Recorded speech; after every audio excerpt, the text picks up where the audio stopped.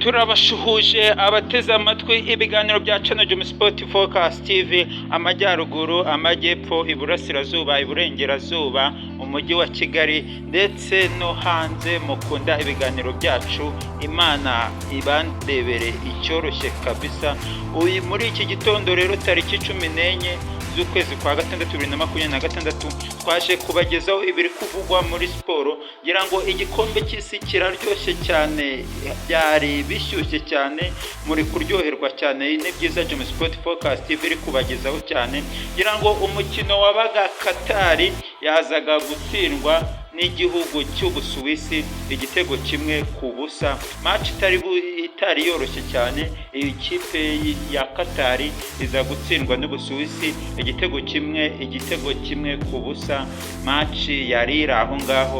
Ngira ngo uyu mukino wabaye isaa 3. Match yari ikomeye yakandare cyane, yabaye isaa 7 za nijoro mu rukerera, aho ikipe ya Brazil yaje kunganya igitego kimwe kuri kimwe n'ikipe ya Maroc.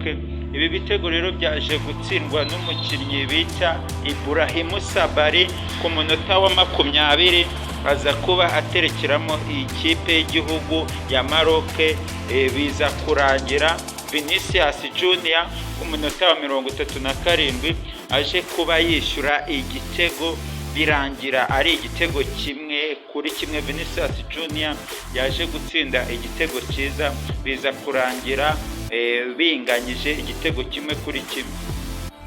So umukino wabaye gusa ikipe ya Scotland nayo isaa 9 yazaga kuba itsinda Haiti igitego kimwe ku busa, naho Australia nayo yaje kuba ikina kuri iyo saha iza gutsinda ikipe ya Turkiya. Benshi batunguwe cyane. Turkiya yaje kuba itsindwa, yahabwaga amahirwe. Australia iza kwitsinda igitego kimwe ku busa bidasubirwaho. Ngira ngo uyu munsi hateganyijwe match zitandukanye cyane. Ngira ngo ni match turi buze kureba igikosi ku mugani wa Rafiki. Igikosi ni icyande cyane. Ngira ngo uyu munsi isaa 1 zuzuye hateganyijwe umukino Abadage bari buze gukina na Karikau, naho undi match iri bube cyane Ubuholandi buraza gukina n'Ubuyapani. Ni match itari buze kuba yoroshye. Ubuholandi buraza kwakira Ubuyapani isaa 4. Ngira ngo indi match iri bube cyane isaa 7 araba ari tariki 17. Ikipe ya Ivory Coast iraza gukina n'ikipe ya Equateur.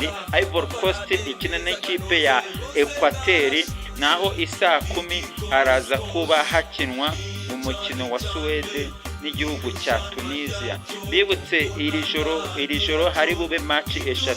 Ubwo nkuko nabibabwiye ni Ubuholandi n'ikipe y'Ubuyapani, Ivory Coast n'ikipe ya Equateur, naho mu rukerera Suwede iraza kugirana n'ikipe ya Tunisia.